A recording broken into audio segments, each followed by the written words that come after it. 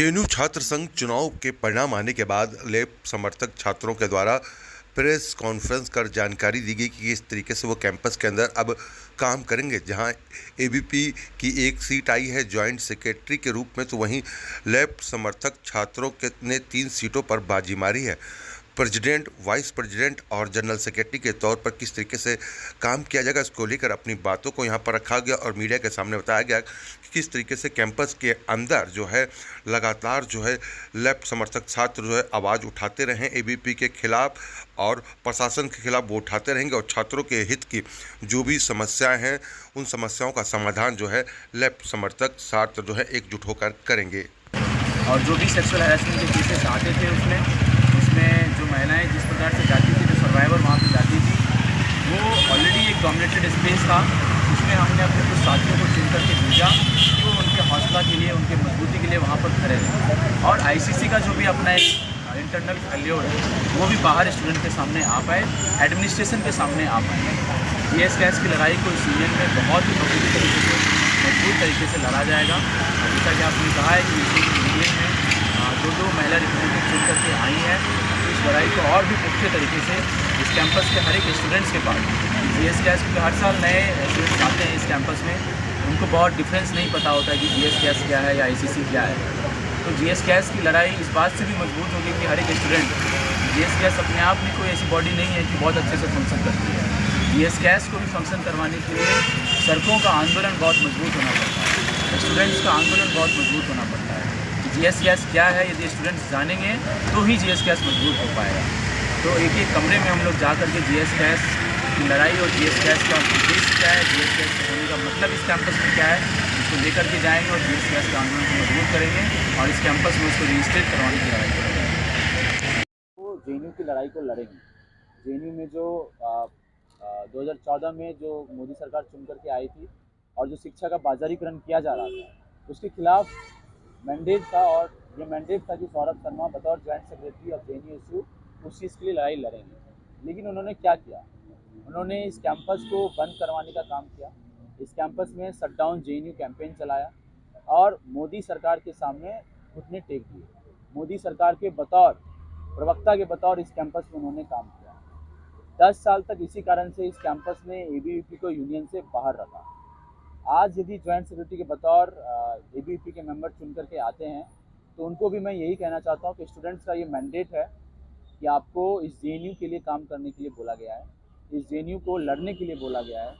क्योंकि आपने अपने स्पीच में भी बोला था कि वो जेएनयू के लिए फंड लेकर के आएंगे। तो पास की बात मैं कह रहा हूँ कि लेकिन जो इस प्रकार से आपने ही आरोप लगाया पहले आपके इस प्रकार के एडमिशन्स हो रहे हैं एक विचारधारा से प्रेरित होकर, आपको लगता है एडमिशन होने का ये आरोप सही है? बिल्कुल, जेएनयू एई को जिस तरीके से समाप्त किया गया, जेएनयू एंट्रेंस एग्जामिनेशन के मॉडल को ख़त्म कर दिया। आप देखिए कि पिछले 6 सालों में इस कैंपस में पीएचडी एडमिशन दाखिला का जो प्रोसेस है हर साल बदल जा रहा है। जेएनयू जब से बना है तब से लेकर के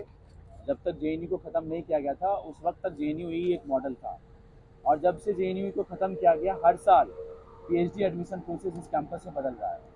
इसी बार आपने ऑब्जेक्टिव क्वेश्चन सेट करके सेट किया, अगले साल आपने एनटीए को दे दिया, उसके अगले साल आपने सीयू-सीईटी करवाया, फिर उसके अगले साल इस साल आपने नेट के थ्रू एडमिशन प्रोसेस लिया, और इस साल क्या होने वाला है किसी को नहीं पता है। तो एडमिशन प्रोसेस में इंटरव्यू में जिस तरीके से लोगों के साथ डिस्क्रिमिनेशन हो रहा है, 2016 से जब मामी डाला जगदीश कुमार इस कैंपस के वाइस चांसलर बने, एक एक रिक्रूटमेंट इस कैंपस में चुन करके आरएसएस, बीजेपी और एबीवीपी के लोगों को किया गया, और वो इंटरव्यू के प्रोसेस में लोगों के साथ डिस्क्रिमिनेशन करते हैं, उनको कम नंबर देते हैं, और बिल्कुल पूरी तरीके से आइडियोलॉजी के बेसिस पे लोगों का यहाँ पे एडमिशन हो रहा है। और इस चुनाव में भी लगातार क्लासरूम के स्पेस में प्रोफेसर्स लोगों को, स्टूडेंट्स को इन्फ्लुएंस करते हैं कि आप एबीवीपी को चुनिए। तो ये तमाम कोशिशें एडमिनिस्ट्रेशन के द्वारा, तो एबीवीपी इस कैंपस में कोई अकेला नहीं है, उसका अलायंस इस कैंपस में एडमिन के साथ है, उसका अलायंस इस कैंपस में गोदी मीडिया के साथ है, उसका अलायंस इस पूरे देश में इस भाजपा सरकार के साथ है, आरएसएस के साथ है। वाइस प्रेसिडेंट पैनल में आप लोगों की संख्या तो घटी है, लेकिन समस्याएं पहले भी काफ़ी ज़्यादा थी कैंपस। किस तरह से इन चीज़ों को आप लोग लेके चलेंगे आने वाले? देखिए, मैं वाइस प्रेसिडेंट चुन के आई हूँ और संख्या जो है वो आपको ये सॉरी, हाँ, संख्या जो है वो भले ही आपको लग रहा है कि एक जॉइंट सेक्रेटरी चुन के आ गया है, लेकिन आप अगर कैंपस में बाकी जगह देखेंगे, अगर हमारा जो बहुत बड़ा स्कूल है, स्कूल ऑफ लैंग्वेज, उसमें अगर आप देखेंगे तो उसमें एक भी काउंसलर जो है इनका एबीवीपी का चुन के नहीं आया है। एसएल ने पूरा इनको रिजेक्ट किया है, और बाकी भी जो स्कूल्स है, स्कूल ऑफ सोशल साइंस हो गया, स्कूल ऑफ इंटरनेशनल स्टडीज हो गया, सभी जगह पर ये लोग जो है माइनॉरिटीज में हैं। तो और हमारे जो इश्यूज हैं वो एकदम कैंपस को बचाने का इशू सबसे पहले तो एक डिसेंट और डेमोक्रेसी डिबेट का जो हमारा माहौल है, जिसको लगातार इस भाजपा सरकार ने भी और एडमिन ने भी लगातार कैसे सीओपी मैनुअल जैसे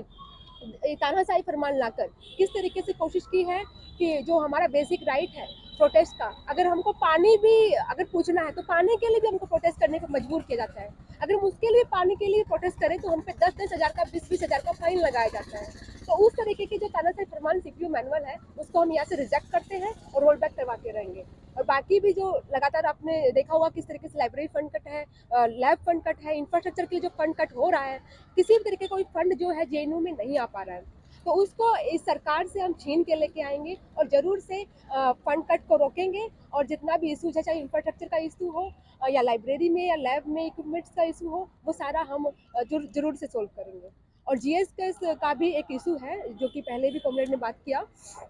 उसको भी एक कैंपस में आप देखेंगे किस तरीके से डर का माहौल जो है वो जनरेट हो गया है, धीरे धीरे वो बढ़ता जा रहा है। एबीवीपी का और एडमिन का जो नेक्सस है वो इसके पीछे एकदम है। और किस तरीके से अगर मान लें हमारी ही साथी कोई प्रोटेस्ट करती हैं अपने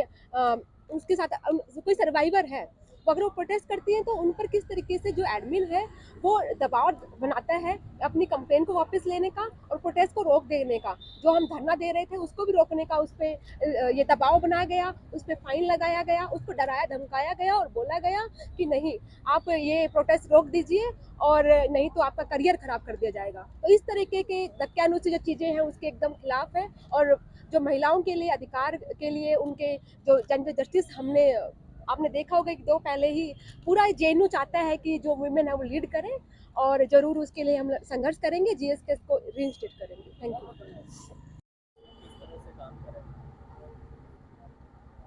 हम लोग तो सबसे पहले जो हमारी जो स्टूडेंट्स, यहाँ की जो स्टूडेंट कम्युनिटी और उन्होंने हमारे ऊपर जो विश्वास दिखाया है उस सब के लिए हम लोग उनको थैंक यू बोलते हैं और कहते हैं कि आपके साथ ये जो स्टूडेंट इश्यूज़ के लिए जो हम लोग लड़ेंगे, हम लोग हमेशा लड़ेंगे, आपके साथ रहेंगे। और ये कहना चाहते हैं कि हम लोग जो आए हैं हमारा सबसे पहला प्रायोरिटी यही रहेगा कि कैसे हम जो यहाँ का क्रम्बलिंग इंफ्रास्ट्रक्चर है उसके ऊपर काम करेंगे, कैसे जो फंड कट हो रहे हैं लगातार उसको हम लोग फिर से वापस लेके आएंगे, इस एडमिनिस्ट्रेशन को मजबूर करेंगे कि वो हमारे जो स्टूडेंट इश्यूज़ है उसको सॉल्व करें। पहले हम देख रहे हैं लगातार कैसे हमारा जो कैंपस है उसमें इंफ्रास्ट्रक्चर की बहुत बुरी हालत है। चाहे आप किसी भी स्कूल में चले जाएं, हम खुद SIS की स्टूडेंट हैं, हमारे यहाँ लगातार कोई ना कोई फॉरेन डिग्नेटरीज या एम्बेसडर्स आते रहते हैं हमारे स्कूल में। तो जब हम वहाँ के वॉशरूम से भी इवन जाते हैं तो बहुत ही एम्बैरेसिंग सिचुएशन होता है। आप जैसे देख सकते हैं वहाँ पे रीडिंग रूम्स का भी वही हाल है, रीडिंग रूम्स में AC नहीं है। बेसिकली जो एक स्टूडेंट फ्रेंडली इन्वायरमेंट रहना चाहिए रिसर्च स्कॉलर्स के लिए, स्टूडेंट्स के लिए, वैसा इन्वायरमेंट नहीं है, चाहे वो स्कूल एरिया में हो या फिर हॉस्टल्स में हो। हमारा लगातार यही कोशिश रहेगा कि जो JNU अपने प्रोग्रेसिव एडमिशन पॉलिसी के लिए जाना जाता था, हम देख रहे कैसे लगातार जो फीमेल रिसर्च स्कॉलर्स हैं उनका नंबर्स लगातार साल भर साल कम होते जा रहा है हमारे कैंपस में। हमने देखा कि महिलाओं के लिए जो डिप्राइवेशन पॉइंट्स होते थे वो हटा दिए गए हैं। इसके साथ हम लोग ये भी देख रहे हैं कि जो मेल रिसर्च स्कॉलर्स होते हैं उनको सेकेंड ईयर आते ही उनके PhD में उनको सिंगल सीटर रूम्स मिल जाते हैं, पर जो हम लोग जैसे महिलाएं होते हैं हमारा 4th ईयर आ जाता है तब तक हम लोग को सिंगल सीटर रूम्स नहीं मिलता है। तो ये सब बेसिक इश्यूज़ है जिसके ऊपर हम लोग काम करेंगे। स्टूडेंट्स के जो हितों के लिए हम लोग लड़ते आए हैं, हम लोग संघर्ष करते आए हैं, हम लोग उसमें लगे रहेंगे। आप लोगों की जीत का जो मार्जिन रहा है वो बीते चुनाव से काफ़ी कम रहा है, तो क्या संगठन के लिए भी कुछ इस तरह का काम करें? क्योंकि चलिए ये तो है, जीत का जो मार्जिन है वो काफ़ी कम रहा है। जीत का जो मार्जिन आपने देखा ही कि इस बार जो हमारा इलेक्शन हुआ है किस माहौल में हुआ है, लगातार कैसे इस कैंपस में जो ABVP है और एडमिनिस्ट्रेशन है वो लगातार स्टूडेंट्स के ऊपर हमला करते हैं, उन्हें डराने धमकाने की कोशिश करते हैं। हमको ये समझना होगा कि इस कैंपस को जो बचाया है वो यहाँ का लेफ्ट लीनिंग प्रोग्रेसिव पॉलिटिक्स ही बचाया है। यहाँ के स्टूडेंट्स जब तक यूनाइट होके एक जो प्रोग्रेसिव फोर्सेस हैं वो जब तक साथ में नहीं आएंगे तब तक यहाँ की जो डिबेट, डेमोक्रेसी और डिसेंट का जो कल्चर है वो नहीं बच पाएगा। तो हम लोग ने जो इस बार भी जो लड़ाई की है उस बार भी यही दिखाया है कि जो जबकि हमारा अलायंस नहीं बन पाया फिर भी हम लोग स्ट्रांगली खड़े हैं स्टूडेंट्स के साथ और उन्होंने हमारे अंदर विश्वास दिखाया। हम लोग आगे भी लड़ते रहेंगे। हमारी यही कोशिश रहेगी कि जितने भी प्रोग्रेसिव फोर्सेस हैं इस कैंपस में वो सब आए और एडमिनिस्ट्रेशन और ABVP के खिलाफ लड़ते रहें।